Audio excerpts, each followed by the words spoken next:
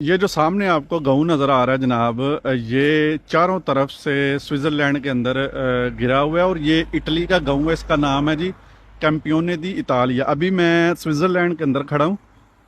ये जितनी भी आपको घर शर नज़र आ रहे हैं ये सारे जो हैं वो स्विट्ज़रलैंड के। जैसे ही मैं ये जो आपको गेट नुमा बना हुआ नज़र आ रहा है, एक दरवाज़ा सा, इसके अंदर इंटर करूँगा तो जनाब मैं चला जाऊँगा इटली में। ये इटली और स्विट्ज़रलैंड के इंटरनेशनल बॉर्डर से तकरीबन 15 किलोमीटर अंदर सिर्फ एक ही गांव है। सही है। ये स्विस वालों का इधर अगर पुलिस खड़ी हो तो इधर कंट्रोल करती है वो, और बाकी इधर कोई वैसे पुलिस कोई भी नहीं है क्योंकि एक ही गांव है। तो ये सामने लुगानो झील है और इस तरफ आगे स्विट्ज़रलैंड का शहर है जी लुगानो। ठीक है। और ये आप देख सकते हैं चारों तरफ से जनाब जो है वो स्विट्ज़रलैंड के अंदर है और ये कोई 3-3.5-4 किलोमीटर लंबा होगा।